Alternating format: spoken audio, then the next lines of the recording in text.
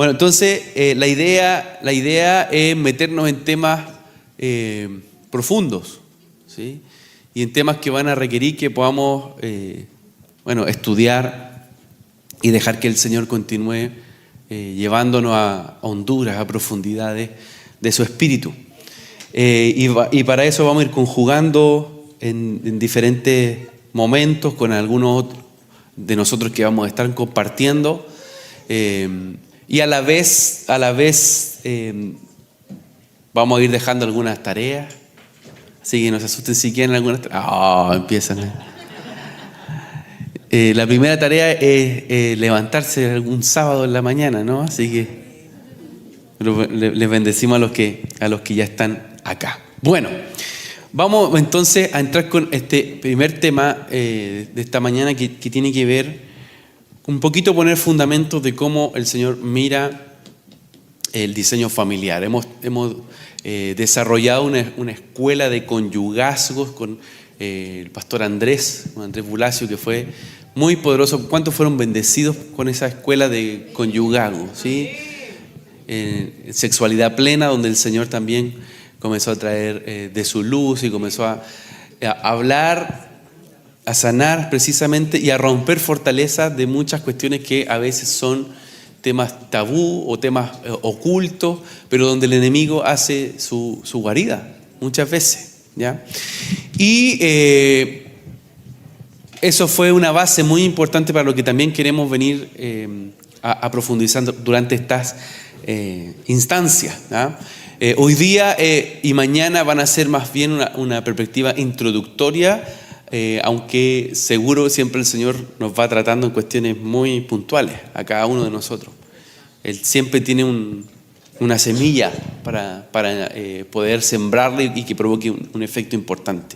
Aunque el énfasis está en familia, si tú eres soltero o si tú no de alguna manera no tienes hoy día una familia, o si incluso tu familia ha estado en una situación compleja, no te sientas fuera, ¿no? No te sientas fuera del propósito que el Señor ha preparado en esta mesa. Cada uno de nosotros tiene parte en estas jornadas que vamos a ir teniendo, ¿ya? Bueno, vamos a entrar entonces en una cuestión de contexto. Vamos a hacer un aterrizaje a la realidad chilena. Un poquito cómo vivimos hoy día en Chile, y quizás en algún sentido esto va a tener cierta vinculación con parte de América Latina y con algunos otros países que puedan ir pareciéndose a nuestra realidad. Pero lo primero que es importante decir, ¿se acuerdan ustedes? No digo sin señalar alguna edad, ¿no? Pero ¿se acuerdan algunos de ustedes, sus hermanos, cuántos eran los que tenían hermanos hace 20 años, 30 años atrás? Eran 3, 4, ¿no? 5, Pedrito, 5. ¿Y sus papás, cuántos hermanos tenían sus papás?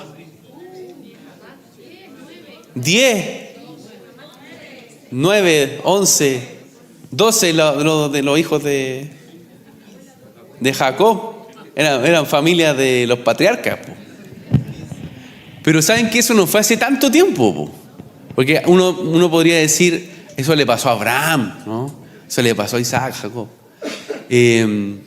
Pero no fue tan lejos. O sea, son por lo menos 2 generaciones atrás donde las familias eran sustantivamente mayores que las que hoy día tenemos.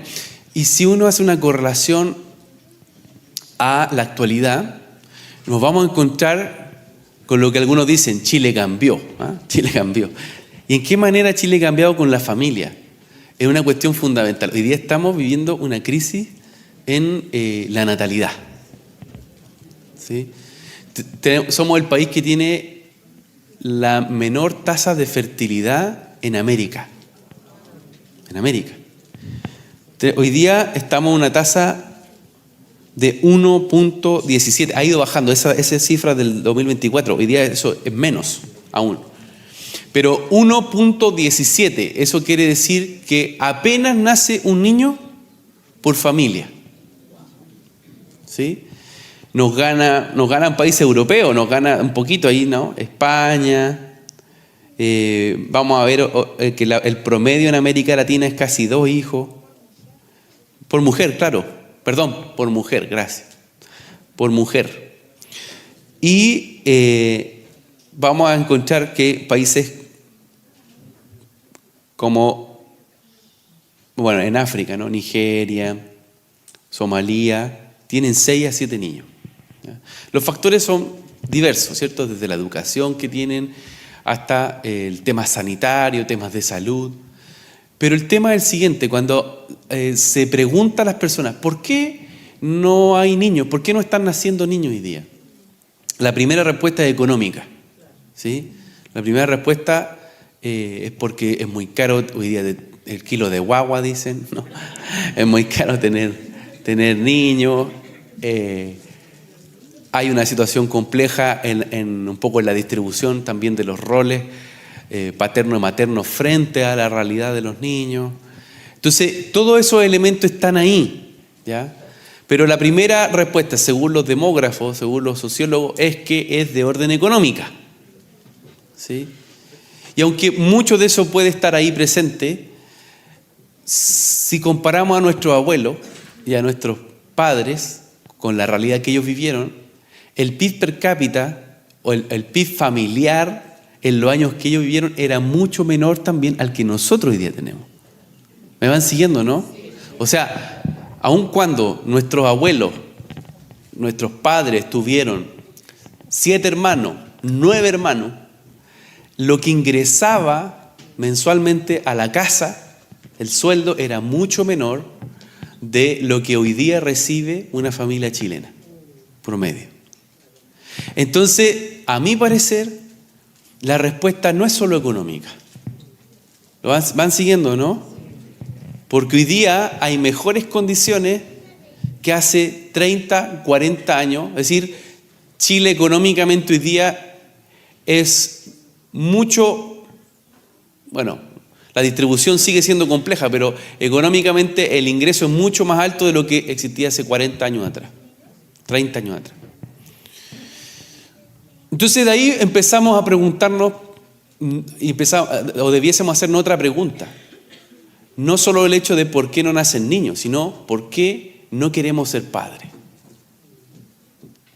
¿Ah? Y en general vamos también a ver otras cuestiones que están ahí más en el fondo y que tienen que ver con un cambio cultural, tienen que ver con un cambio de la forma de pensar, con un cambio en el corazón de una generación, que va desde el esfuerzo, que significa morir a ti, hasta que Dios pueda proyectar su visión en nosotros. Y hablo no solamente del mundo, por así decirlo, no solo de la gente que no ha nacido de nuevo o gente que no conoce al Señor, sino entre también nosotros. Y por favor, nadie se sienta presionado a tener así ya, todo tranquilo. Es un proceso que cada uno tiene que definir con el Señor. Lo que nos corresponde esta mañana es mostrarle el panorama de cómo hoy día vive la familia actual y los diseños de Dios. ¿Sí? Entonces, por favor, no se sientan en un tribunal, ¿ah? No se sientan perseguidos. ¿Qué más? La mitad de la población entre los 25 y los 44 años convive, ¿sí? Aproximadamente el 50% de las parejas chilenas son convivientes. El matrimonio como concepto ha ido quedando cada vez más obsoleto, ¿ah? Chile presenta una proporción, o la proporción de matrimonio fuera del matrimonio en la OCDE, de las más altas. El 75.1% de los niños nacidos en los últimos años en Chile son niños que nacen fuera del matrimonio. Más del 75%. Estoy lanzando datos, ¿ya? No estoy citando la Biblia, son datos, mera estadística que nos muestra un cuadro general, que casi, o más mejor dicho, que del 75% de los niños chilenos no nace hoy día en el matrimonio. 1 de cada 5 hogares en Chile está a cargo de una madre soltera, especialmente de mujer entre los 32 y los 47 años. En 2022, el 47.7% de los hogares tenía una mujer como jefa de hogar. Y el ausentismo paterno incluye desde no estar presente en la vida cotidiana de los hijos a no pagar pensiones alimenticias, no haber reconocido nunca a los hijos. Las familias monoparentales, donde el único progenitor debe salir a trabajar, los niveles de pobreza alcanzan el 37 y un 5,1% en familias biparentales, donde ambos padres trabajan. Según fuentes del Poder Judicial, en 2023 se registraron 76.685 divorcios.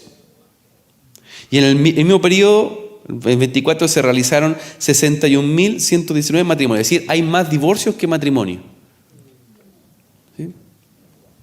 Y hay 16.266 acuerdos de unión civil, ¿ya? Que ahí también está todo el tema de la unión civil homosexual, ¿no? O de personas del mismo sexo. Y la infidelidad ocupa el número 1 del ranking de razones de separación, ¿no? El 70% de las parejas rotas, de ese 76.000 y algo más de divorcios, tienen como principal causal la infidelidad.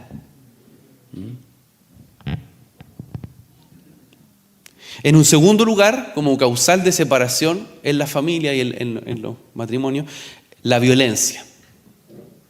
La violencia hacia la pareja, hacia los hijos, después las adicciones, siendo las más comunes la ludopatía, es decir, el juego, la adicción a algún tipo de juego, incluso los jueguitos virtuales, ¿no? Y las drogas, ¿ya? Y por último, los problemas económicos parecen otro lugar dentro de esta realidad.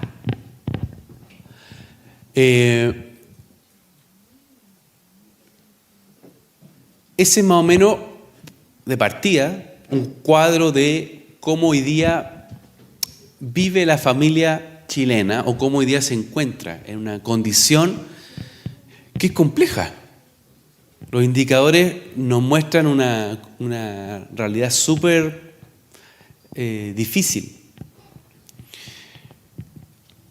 Y quizás muchos de ustedes vienen de algún tipo de realidad en la que les ha tocado vivir o violencia, o alguna infidelidad, o inclusive alguna separación, o han estado expuestos, ¿no?, a gran parte de un modelo cultural donde, por ejemplo, tener hijos hoy día no es una prioridad ni tampoco algo que esté pensado en los planes, sino que hay otra planificación en la vida. Insisto, mi corazón y nuestra intención no es juzgar a nadie, es levantar un panorama en la cual el Señor nos llama a ir a contracultura. Hoy día no es normal, por ejemplo, que un matrimonio dure más de 10, más de 15 años. Ya eso está siendo raro. Es muy raro. No es entonces casual que Dios nos ponga no solo para que nosotros tengamos una buena convivencia entre nosotros, sino que también para que podamos ser sal y luz en medio de la oscuridad que estamos experimentando. Entonces, instancias como estas son instancias contraculturales. O sea, contra la cultura o las corrientes de este mundo que ha intentado instalar un patrón, una forma de vivir, una forma. Y eso es lo lindo de poder venir al Señor, que en medio de las circunstancias adversas, en medio de las cuestiones complejas, en medio de a veces el hielo que se provoca en un hogar por una situación crítica, cuando Cristo está en el centro, cuando el Señor está en el centro, podemos salir adelante. Podemos ser transformados a su imagen cuando Él está en el centro de la vida familiar. Pero la realidad general no es así. Y es dura, es cruda, es lo que hoy día estamos viendo. Entonces, en vista de eso, ¿cuál es el diseño de Dios? No se pongan, o sea, los veo algunos así como asustados. Tranquilos, ¿ya? Vamos a afirmarnos en el diseño del Señor. ¿sí? Afirmarnos en el diseño de Él. Dios es un Dios de familia. ¿Sí? Él es un Dios que tiene un permanente anhelo de que nosotros podamos relacionarnos con Él en niveles muy profundos. ¿Sí? A nivel del espíritu, del alma, y también que nuestro cuerpo aprenda a vivir sus principios en medio de nuestras casas, en medio del día a día, de la cotidiana. Mira lo que dice la palabra en el Salmo 22, 27. Todos los términos de la tierra se acordarán y se volverán al Señor, y todas las familias de las naciones adorarán delante de ti. ¿Sí? Las familias tienen un punto de reunión que tiene que ver con un altar. Y lo hemos hablado en otras ocasiones. ¿Sí? Las familias son convocadas para adorar. Son llamadas para adorar. Los antiguos romanos, ¿vieron el Gladiador, no? La 1. Antiguo, el Gladiador 1. ¿Se acuerdan que el protagonista, se me olvidó el nombre? Maximus, gracias. Ahí está. Bien, muy bien. Gabrielito se paró así, Máximo. Tenía ahí la respuesta. No, pero buena. Es buena esa película. Bueno, la 2 no la he visto, sí, pero bueno. Pero ¿se acuerdan cuando él estaba en su casa y tenía unas imágenes de arcilla? Que era la adoración a su antepasado. ¿Sí? Ellos tenían un altar familiar. Los romanos tenían una idea, ¿cuál? El pater familia, de ahí viene la palabra padre. El pater, la palabra en latín, ¿no? En el hebreo es Abba, que fuente, ¿sí? Para el romano era el pater, el padre de familia, el que debía ser adorado. Y había una devoción permanente a la familia, ¿ya? A tal punto que terminaba siendo una cuestión idolátrica, ¿sí? Como muchos hoy día tienen a sus papás o a su abuelo en un altar de devoción donde lo que ellos vivieron y ellos hicieron y ellos dijeron pasa a regirte a ti. Y ese es un problema, eso se llama idolatría. ¿Sí? Pero el punto es el siguiente: la familia está hecha para adorar. La familia es una casa que ministra. ¿Sí? ¿Estamos acá? Estamos hablando de los diseños de Dios en medio de la familia. Entonces hay un punto nuclear. ¿Cuál? Dios crea a la familia como una fuente de adoración comunitaria. Es decir, es una fuente donde la adoración pasa a convertirse en una cultura. ¿Sí? ¿Se acuerdan la palabra que dice a los abuelos qué le demanda a los abuelos que hagan con sus nietos? Que les transmitan, les enseñen la palabra. Que le hablen de las memorias de Dios. ¿Sí? O sea, qué tremendo es cuando un abuelo le cuenta a su nieto, le dice: mira, el Señor hizo esto con nosotros, estamos perdidos. Yo respeto y amo mucho a la familia ahí de mi esposa, porque ellos han vivido generaciones en la fe, de inicio del siglo XX. Entonces, hace un tiempo atrás estaba la abuelita de mi esposa, que tiene 95 años. La abuelita Orlando. ¿Algunos la conocieron cuando en enero? Bueno, la abuelita Orlando, una mujer de oración. Pero se sentó con los niños en una ocasión y les empezó a contar cómo ellos habían conocido al Señor, cómo la familia había conocido al Señor y los milagros que Dios había hecho cuando ellos recién le habían conocido. Esa historia nunca se les va a olvidar a los nietos. Nunca se les va a olvidar a los hijos. ¿Por qué? Porque hay un mandamiento. En medio del hogar, los abuelos activan un transmisor ¿de qué? De una identidad. Somos pueblo de Dios.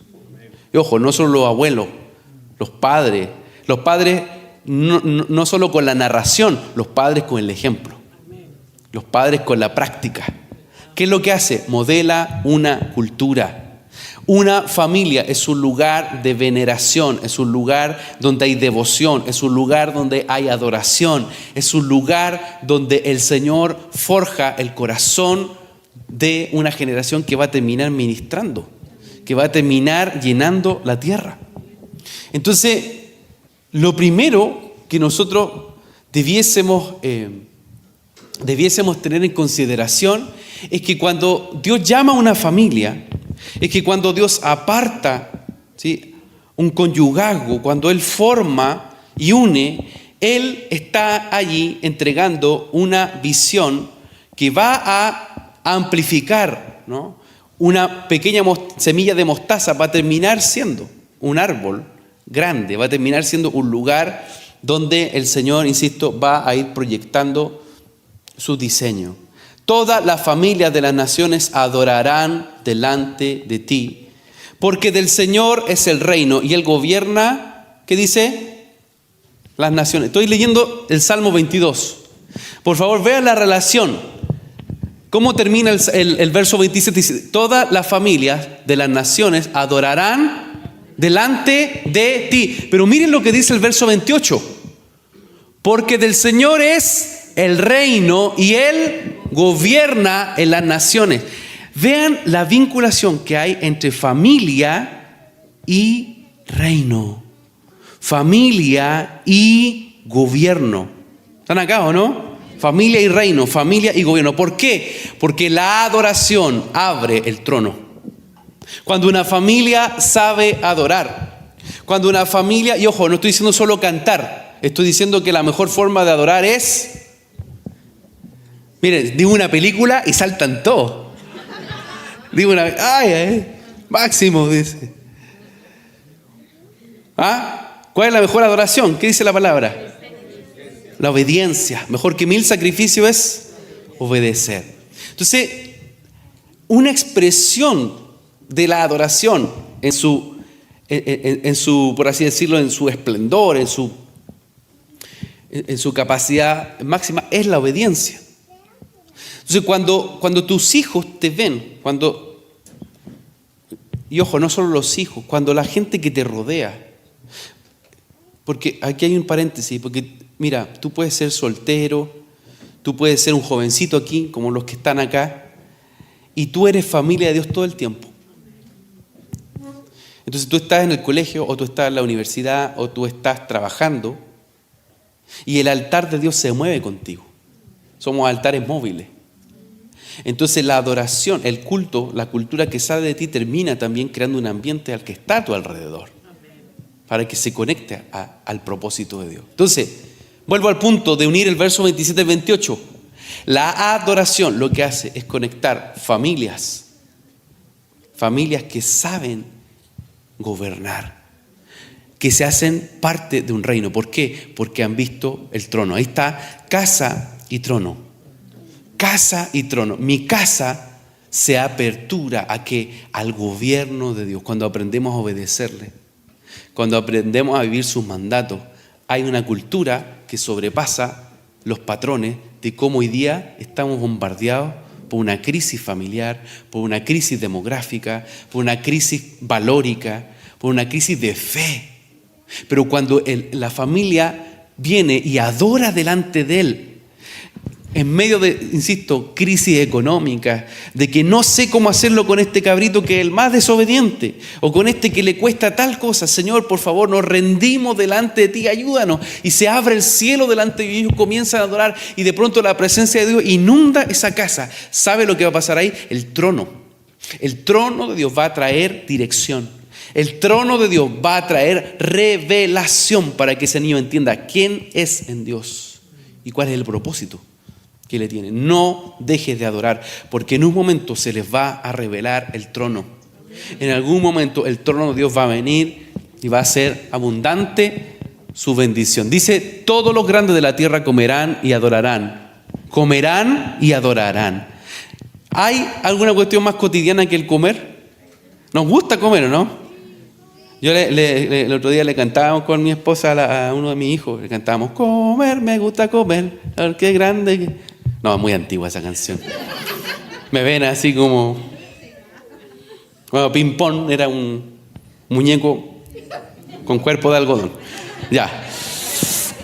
Era un monito, bueno, qué terrible, uno va envejeciendo. Bueno. Pero mira, por favor, que vean este salmo. En este salmo hay un diseño para lo que estamos abriendo. El Salmo 22, ¿lo ven o no? ¿Sí? Dice, todos los grandes de la tierra comerán y adorarán. O sea, la adoración, insisto, es el conector al trono y a la casa. ¿Sí? El comer, ¿qué es lo que pasa cuando nos sentamos a comer? Se abre nuestro corazón. Se abre nuestro corazón. Entonces, ahí estaba la pasita, ahí está la pasita. El Señor le ha entregado ahí diseños a partir de la cafetería, de la gastronomía. Y era muy interesante. Nosotros estábamos en Maipú, en un lugar, y llegaba gente de la municipalidad, y llegaba gente del tribunal, y se sentaban ahí y hablaban. Lo que no se estaban dando cuenta ellos es que estaban entrando en un ambiente de gobierno. Estaban entrando en un ambiente de luz. Entonces las conversaciones que ellos tenían eran pesadas en la luz del Señor, en ese ambiente donde ellos estaban.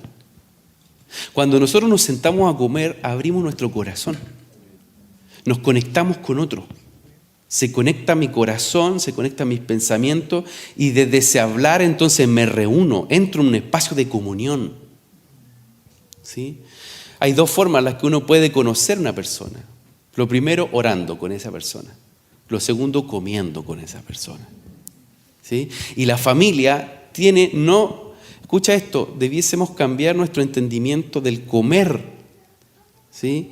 Visto solo como una cuestión de alimentarnos para vivir tranquilos. No, necesitas tener instancias donde el comer se vuelva un acto intensivo cultural. ¿Qué quiere decir esto? De poder sentarnos, abrir nuestro corazón y contar las áreas que nos son difíciles, las cosas que son alegres en nosotros, de contar las historias que Dios está escribiendo en cada uno, de contar sus victorias, de contar nuestras derrotas, ocupar ese espacio para marcar una memoria en la cultura de nuestra generación. ¿En qué? En que necesitamos comunicarnos. Que necesitamos romper una mentalidad solitaria, esa pandemia que está llenando de depresión a los niños, que está llenando de opresión a los jóvenes. El estar todo el día sentado en un computador, todo el día pegado al iPad, los está volviendo mudos, los está estancando, lo está haciendo una generación sedentaria. Y una generación sedentaria es una generación que está detenida. Entonces, cuando nosotros nos sentamos a comer, también nuestro corazón comienza a adorar. También nuestra vida empieza a marcar memorias. Entonces, es importante, dígale que estamos ocupados. Estamos en la mesa, qué linda que se preparó. Entonces, es importante que nosotros nos preguntemos por qué vivimos como vivimos. Hay formas que Dios te va a dar para sanar a tu esposa, sanar a tu esposo. Y no necesariamente me refiero a pelear, a que estén peleados, no, sino de ayudarlo en su ánimo, su corazón. Prepárale una comida y abre tu corazón. Y anda a otro nivel en el Señor. Sabores que no estaban. Bueno, me estoy metiendo mucho en esta. Saben que todavía estoy en esa lámina y bueno. Tenéis razón, una vez más. Entonces, necesitamos que los sabores del cielo se aperturen a nosotros. Hay gente que toda la vida ha comido lo mismo.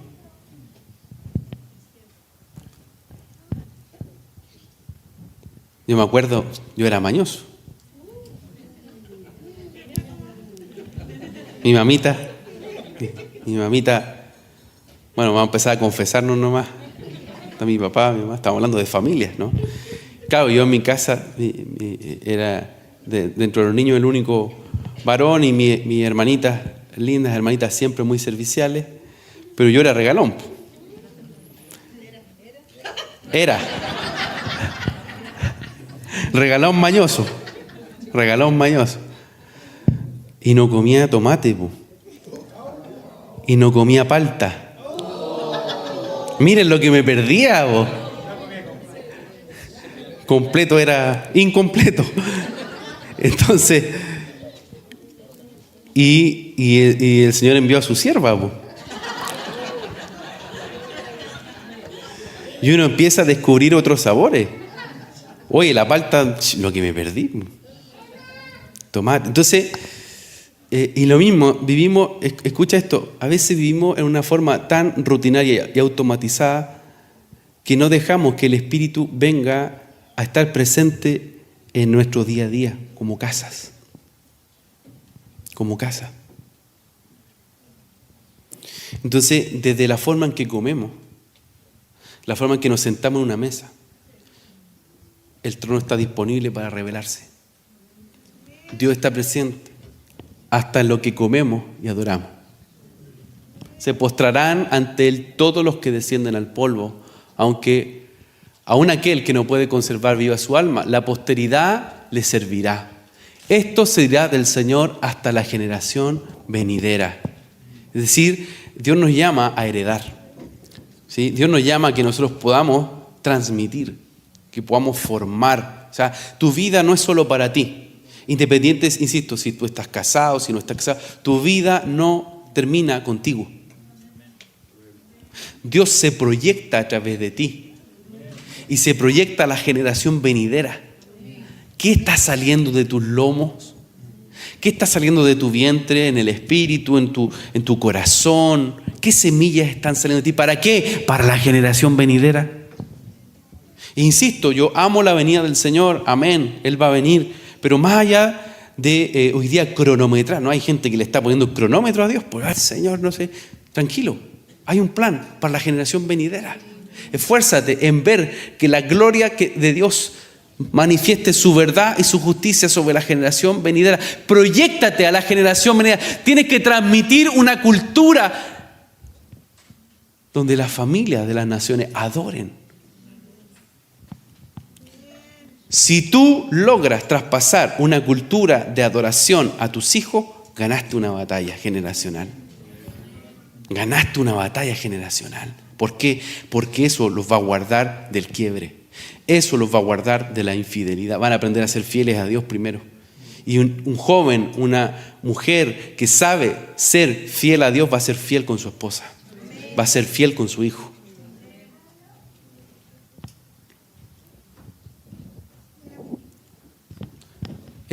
Aquí también voy a dar un mazazo en el amor del Señor. Pero hemos vivido una exacerbación del entender lo profético solo desde el plano declarativo y en la cual vemos únicamente los grandes enemigos que pueden existir en los lugares celestiales y que el Señor los venció. Lo digo más fácil. A veces nos enfocamos mucho en tratar de pelear con grandes entidades,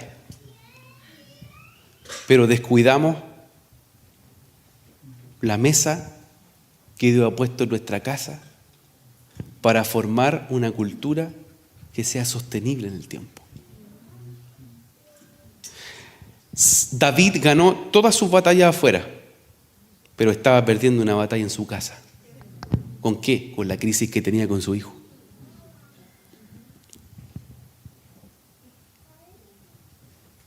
¿Qué hubiese pasado si Salomón funcionaba bien, no? Absalón, las peleas que existían también entre su hermana, Tamar. O sea, si nosotros vemos una situación, o sea, lo digo, estoy tratando de ser muy delicado para no pasar a llevar a nadie. No estoy diciendo que dejemos de guerrear, estoy diciendo que dejemos de pelear esas batallas. Estoy diciendo que en la medida que Dios nos lleva a conquistar territorios, hay un territorio que nunca debemos descuidar, que tiene que ver con la mesa que Él ha preparado en nuestras casas, en nuestro día a día. Samuel, tremendo profeta. ¿Alguien vio la serie de David? Sí. Ah, ¿viste? Todos, sí. Muy bien. Está buena la serie de David. Te la recomiendo, está buena, bonita. Es muy David, ¿no? Es muy David su estilo. Y ahí uno ve al profeta Samuel, ¿lo ven ahí? Un viejito lindo, como dice. apasionado por las cosas de Dios. Ese es Samuel. Pero hubo una crisis ¿con qué? Con sus hijos. Insisto, no es nuestro corazón sentarnos en el estrado de juzgar a nadie, porque eso no nos corresponde a nosotros. Es Dios que pesa los corazones. Pero son preguntas que surgen. Grandes profetas como Samuel, grandes reyes como David, vencieron su enemigo externo. Pero algo pasó en lo interno. Algo pasó en su casa. Al momento de que debían los hijos de Samuel continuar con el legado de su papá, ¿saben qué dijo el pueblo de ellos? Que eran corruptos. Pero Samuel, tus hijos son corruptos, tus hijos no son igual a ti. ¿Qué pasa? Yo esto lo he dicho otras veces, pero lo vuelvo a recalcar. Estaba en un tiempo muy intenso de dar conferencias, de ministrar en distintos países. Y el Señor me puso en la encrucijada. ¿Han ido a ese lugar donde Dios nos lleva? Hay muchas veces que Dios nos pone en un lugar que se llama la encrucijada. Lean El Peregrino, John Bunyan. Bueno. Y en ese lugar Dios pone muchas cuestiones en nuestro corazón a pesar. Y el Señor me hizo una pregunta. ¿Cómo quieres avanzar los próximos años? ¿Como un gran profeta? ¿O quieres aprender a ser esposo? Chuta, Señor. Yo quiero aprender a ser esposo. Entonces deja gran parte de lo que estás haciendo, déjalo. Y quédate tranquilito que te voy a enseñar.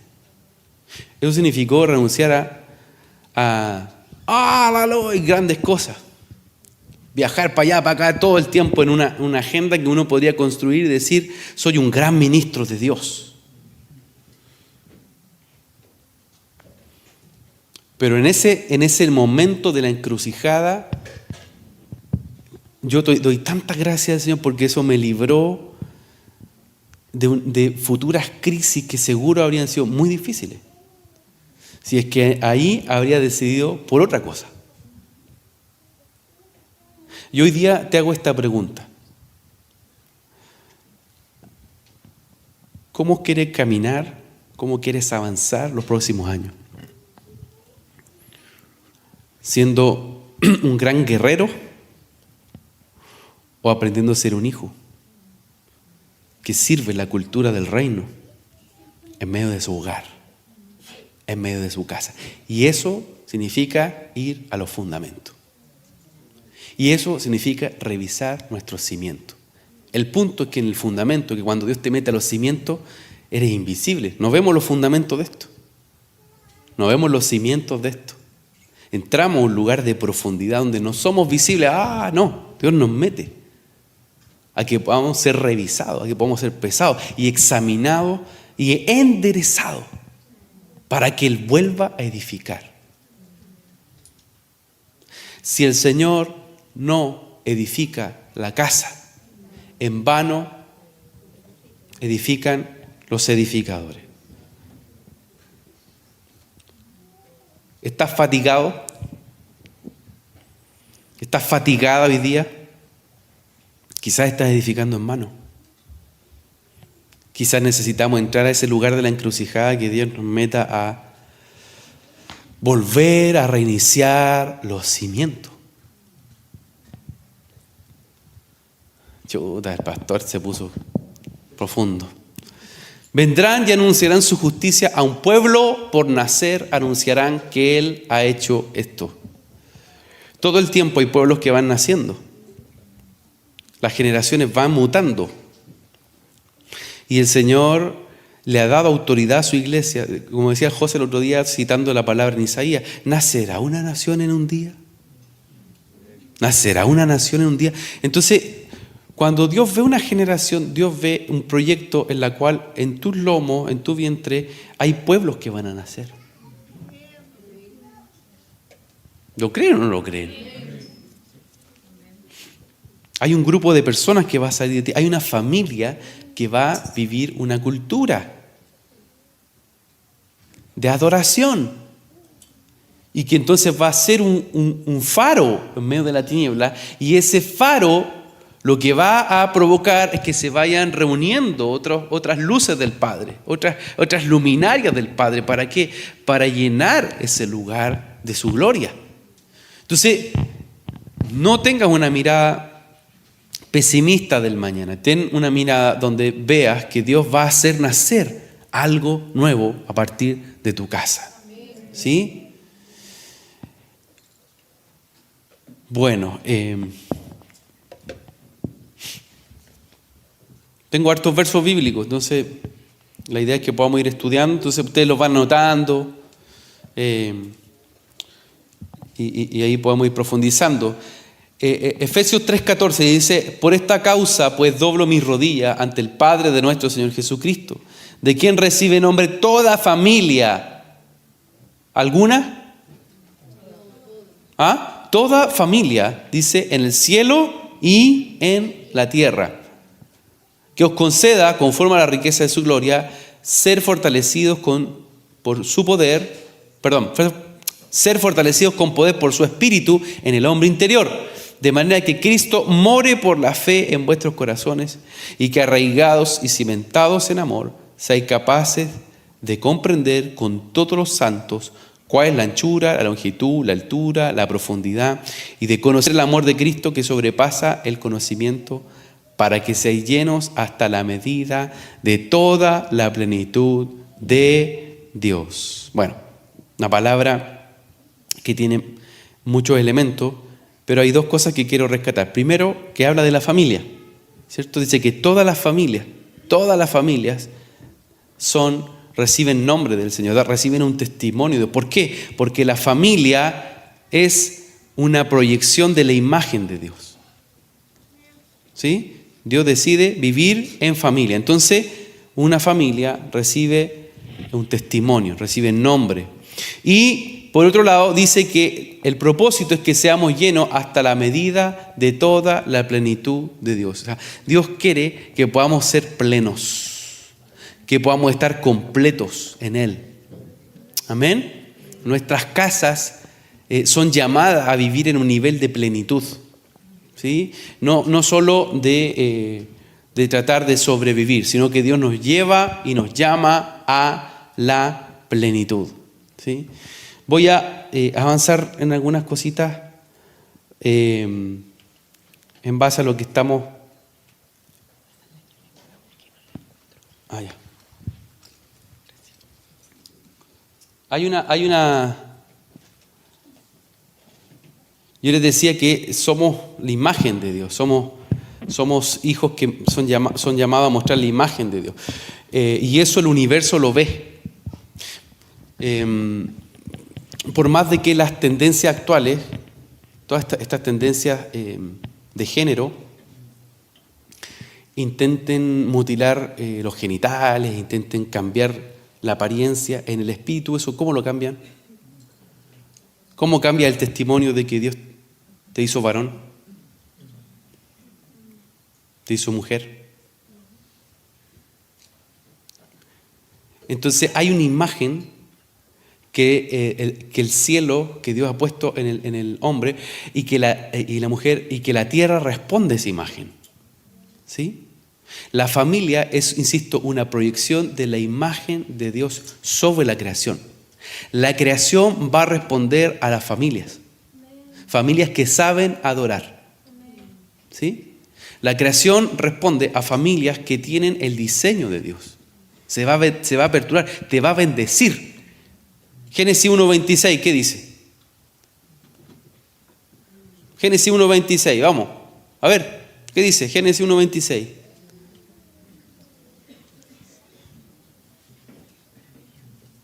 Vamos, el mandato del Señor.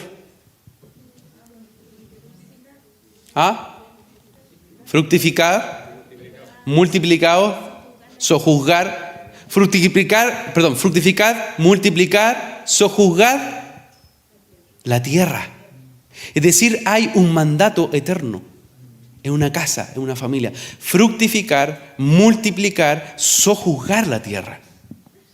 Entonces, la tierra responde a esa imagen proyectiva. Insisto, por más de que hoy día veamos todo un bombardeo alrededor que intenta destruir el diseño de la familia, esto no va a ser así. Mire lo que dice John Lennox, John Lennox, ¿ya?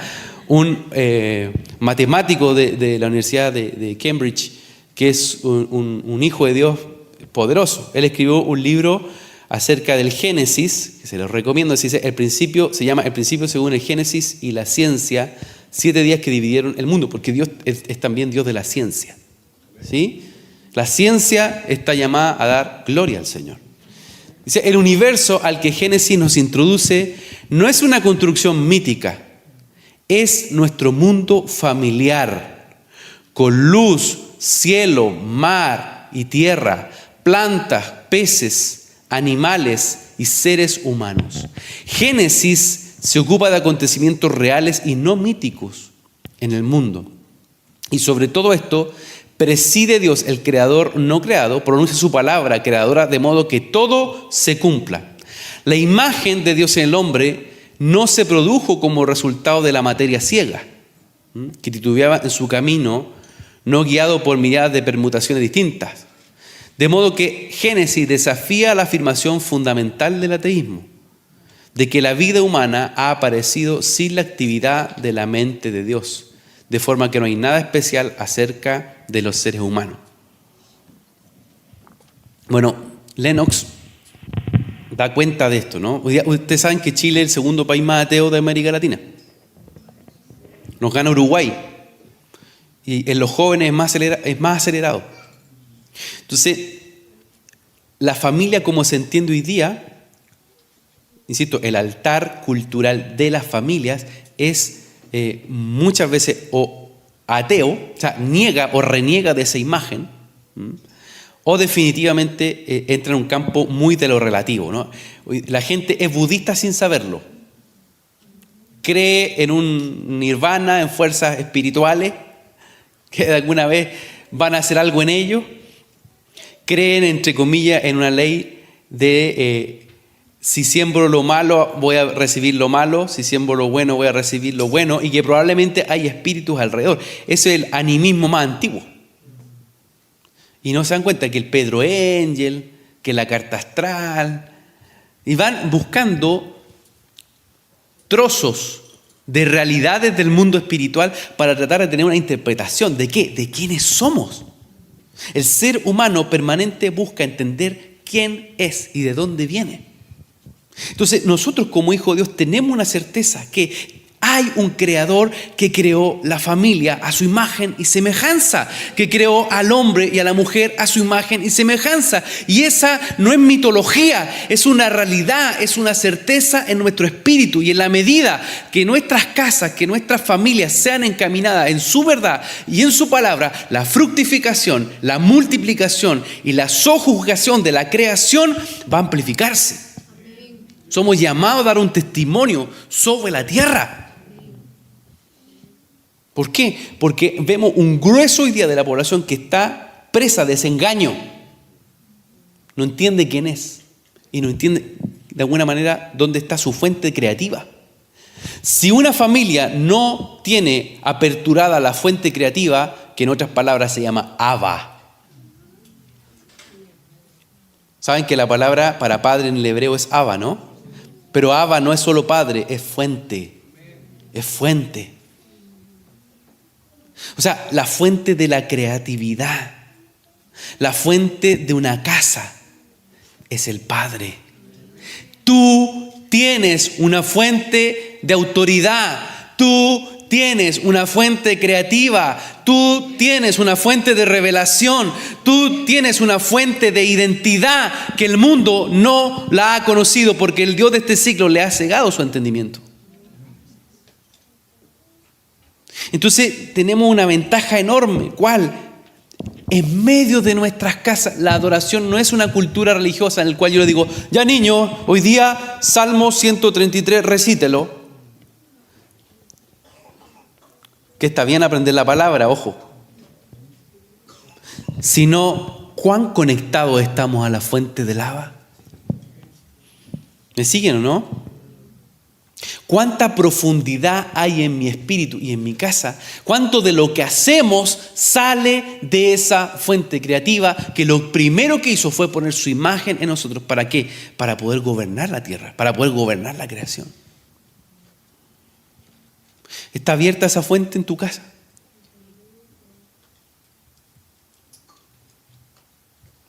Está abierta esa fuente en los diseños, insisto, del cómo educamos, del cómo nos tratamos entre nosotros, de cómo administramos nuestras finanzas, de cómo proyectamos los años que vienen. ¿O Dios no quiere hablarte de eso?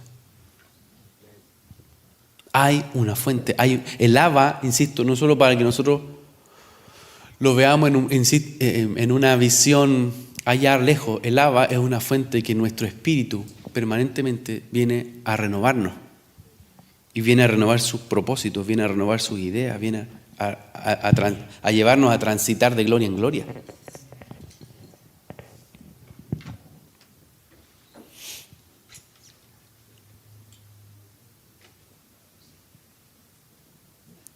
Esa fuente creativa tiene también una unión complementaria, que es el varón y la mujer. Ese es un diseño de Dios. ¿Sí? Hay un diseño de Dios que prevalece. ¿Cuál? No es bueno que el hombre esté solo. Y aun cuando, insisto, hay algunos que son solteros y tienen un llamado y tienen lo que dice Pablo, ¿no? El don de continencia, o sencillamente tienen un pacto con el Señor de vivir solos para Él, no están solos. Eres parte igual de una familia. ¿Se entiende? Porque no es bueno que el hombre esté solo. Entonces Dios pone una unidad, una unión complementaria donde Él es la fuente y el fundamento. ¿Sí? Entonces nuestra conyugazgo no se fundamenta en una ilusión o en una forma en la que yo puedo ver que gran parte del mundo hoy día toma decisiones, ¿no? En sus propios sentimientos, porque los sentimientos son muy fluctuantes. La Biblia dice que el corazón es engañoso. Entonces, si el Señor está en el fundamento y si el Señor es la fuente de una visión, esa familia va a poder sostenerse en los días difíciles. Aquí se asustan algunos cuando yo digo que yo no caso a nadie sin una palabra. Pero no es por mí. Es por ello. Porque a la larga, ¿cómo vas a edificar tu casa sin un plano de edificación? Sí, pastor, pero toda la palabra no sirve para eso. Amén. Estamos claros. La palabra no sirve para edificar, pero ¿qué palabra Dios te dio a ti para tu casa? Para unirte a tu esposa, a tu esposo. ¿Cuál es esa palabra? ¿Para qué Dios los va a unir? ¿Cuál es la visión que Dios ha depositado? Porque después no venga a alegarle al pastor. En el día difícil, tiran alguno un plato al otro y le quieren tirar, le llega al pastor también el plato. Pero es que tú me dijiste, pero es que no, hazte responsable. Entonces el tema es que cuando vienen los momentos difíciles, ¿qué resurge? La palabra que Dios me habló. El Señor nos unió con este propósito, con este objetivo. Entonces, Dios no busca que el hombre esté solo. Él crea, como Génesis 1:27, crea Dios al hombre a su imagen.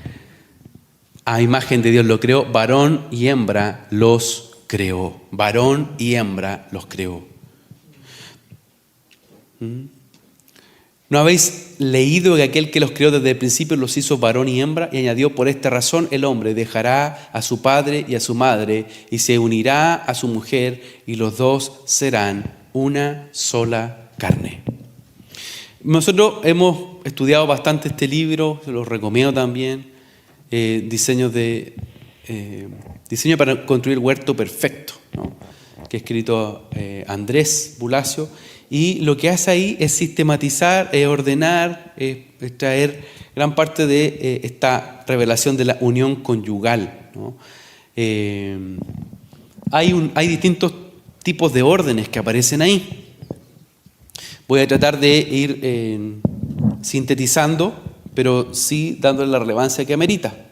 Tal como Cristo y la Iglesia se unen, así el pacto conyugal o el conyugazgo va a ir trayendo un diseño o un ordenamiento que, insisto, no es solo algo que ocurre entre el hombre y la mujer, sino que la tierra está de testigo, ¿sí?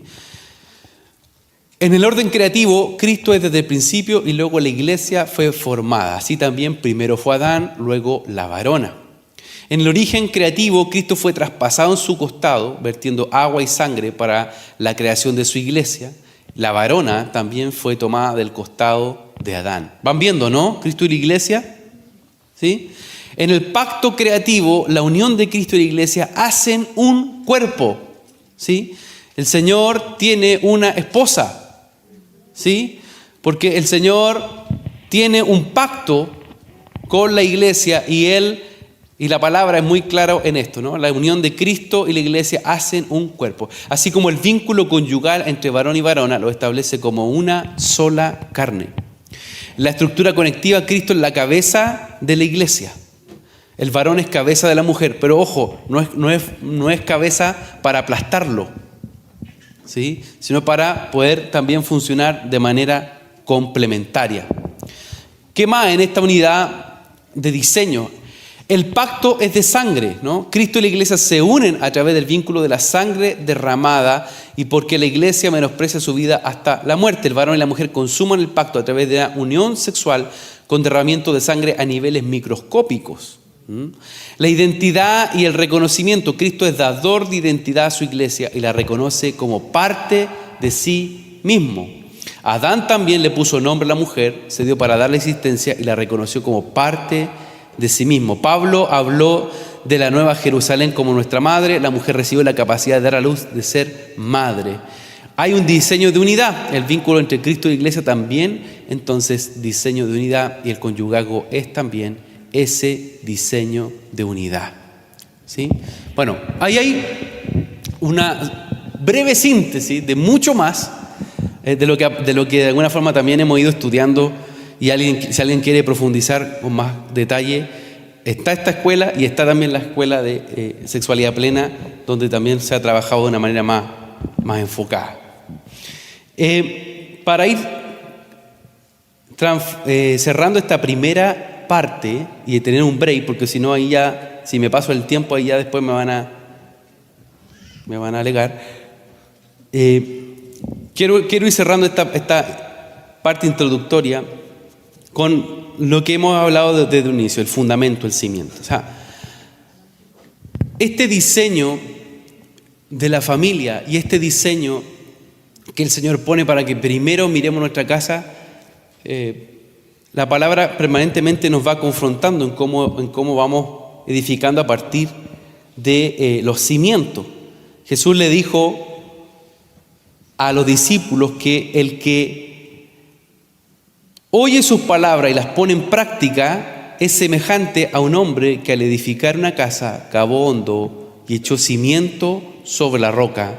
Y cuando vino una inundación, el torrente dio con fuerza contra aquella casa, pero no pudo moverla porque había sido bien construida. Pero el que ha oído y no ha hecho nada. Fuerte como lo dice, ¿no? El que ha oído y no ha hecho nada es semejante a un hombre que edificó una casa sobre tierra sin echar cimiento, y el torrente dio con fuerza contra ella, y al instante se desplomó y fue grande la ruina de aquella casa. La palabra dice que Él edificará su iglesia, ¿cierto? Como estábamos recién viéndolo, como Cristo y la iglesia. Pero el varón tenemos una responsabilidad en la edificación también de nuestras casas. Y le hablo particularmente a los varones. Aun cuando nosotros tenemos que aprender esa complementariedad donde no es que seamos superiores a la mujer, sí delante del Señor somos primeros en responsabilidad. ¿En qué? En la visión que estamos llevando adelante de nuestra casa. La visión que se refleja en la cultura que vivimos, donde la fuente está abierta o está cerrada. Tú eres llamado a aperturar y abrir esa fuente en tu casa, fuente de visión.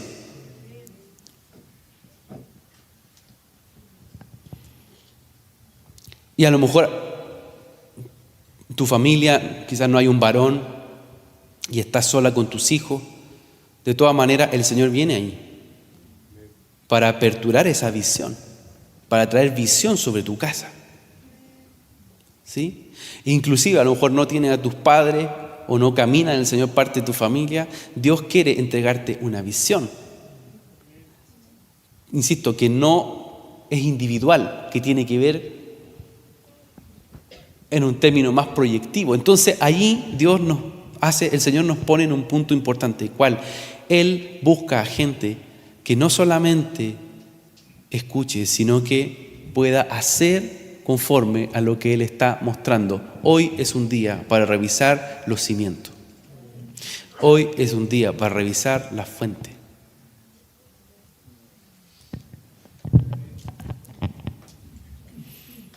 El que ha oído y no ha hecho nada es semejante a un hombre que edificó una casa sobre tierra sin echar cimiento. Entonces, claro, es fácil decir, no, pero si el Señor edifica su iglesia, sí, Él lo hace, Él edifica su iglesia, pero Él te está dando un mandato a ti. ¿Cuál? Edifica tu casa. ¿En base a qué? A lo que Él mismo te vaya hablando. A la larga, Él termina también edificando la casa, pero el punto es si que tú lo haces o no.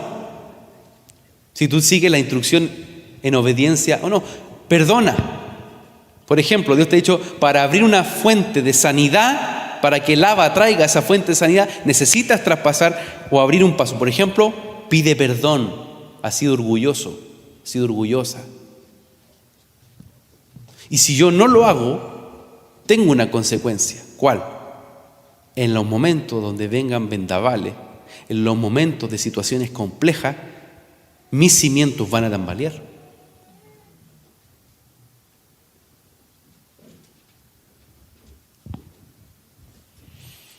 La familia funciona como un edificio.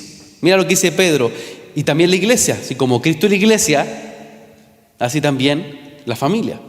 Y viniendo a Él como una piedra viva desechada por los hombres, pero escogida y preciosa delante de Dios, también vosotros como piedras vivas, sed edificados como casa espiritual, para un sacerdocio santo, para ofrecer sacrificios espirituales aceptables por medio de Jesucristo. La familia está hecha para ministrar al Señor, para llevar esos sacrificios espirituales, que es adorar, obedecerle a Él. Sacerdocio santo. Dice, pues esto se encuentra en la Escritura. He aquí pongo en Sión una piedra escogida, una piedra preciosa, angular, y el que crea en Él no será avergonzado. Este precioso valor es pues para vosotros los que creéis. Pero para los que no creen, la piedra que desecharon los constructores, esa en piedra angular se ha convertido. Y piedra de tropiezo y roca de escándalo. O sea, yo me acuerdo, cuando yo estaba en la universidad, yo estudié en una universidad que es católica. Y habían 60 compañeros. Y yo había hecho un pacto con el Señor. Yo dije, Señor, yo me voy a guardar para el matrimonio. Cuando yo me case, yo me voy a guardar. Entonces estaba el cura dando la clase, porque teníamos típicos cursos que el otro día se reía de esos cursos, antropología, y ese curso lo daba un cura. Y él se empezó a burlar de la virginidad, de la castidad, todo eso. Y a mí, yo dije, hay veces que a mí me dan ganas de hacer el Juan el Bautista. Y cuando no está mi esposa es peor. Me da la cara, ¡ah! Y ese día hice un Juan el Bautista. Entonces me paré y me di la palabra. Señor profesor, quiero decir algo. Yo decidí guardarme para Dios y para la que va a ser mi esposa. Silencio absoluto. Yo no me acuerdo bien qué más dije, porque de verdad fue hacer un Juan el Bautista, pero sí vi a mis compañeras después llorando, compañeras de ahí del curso, porque yo empecé a hablar de por qué uno debía guardarse. Terminó la intervención y después fui burla de otros compañeros. Y también vi gente que algo Dios le sembró. Y esta palabra para mí tuvo mucho sentido, que nuestras vidas terminan siendo piedra de tropiezo y roca de escándalo. Muchas veces que decidimos anclarnos ¿a qué? Al diseño de fundamento que Dios tiene para nosotros. No esperen que los aplauden por no andar hablando obscenidades con el resto de sus colegas. No esperen que les den el dedo para arriba por guardar tus ojos, por guardar tu corazón. No esperes que el mundo diga, oh, qué bueno, llevan 30 años de matrimonio. No esperes que esta sociedad de alguna forma diga, oh, ellos son la imagen de Dios. No, ¿por qué? Porque en ese fundamento que es invisible, que otros no ven, muchas veces terminamos siendo roca de escándalo. Como Cristo mismo, piedra de tropiezo.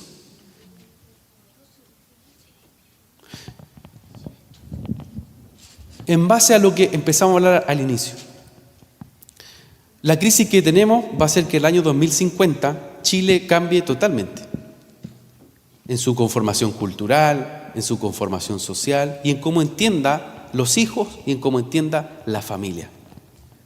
Tú y yo vamos a ser llamados ¿a qué? A dar un testimonio consistente. ¿De qué? De que Dios es Dios de generaciones, de que Dios es Dios de familia. Pero ¿sabes qué? Para eso hoy necesitamos una vez más volver a la fuente, volver a los fundamentos, volver a revisar desde dónde estamos edificando. Vosotros sois linaje escogido. Mira, nuevamente habla de la casa espiritual de los versos anteriores, ¿se acuerdan? Hablaba que somos una casa espiritual para levantar sacrificios vivos. Pero mira, lo conecta al reino. Vosotros sois linaje escogido, real sacerdocio, nación santa, pueblo adquirido para posesión de Dios, a fin de que anunciéis las virtudes de aquel que os llamó de las tinieblas a su luz admirable. Desde tu casa, que ofrece un sacrificio espiritual, Dios proyecta un linaje, un pueblo, una nación.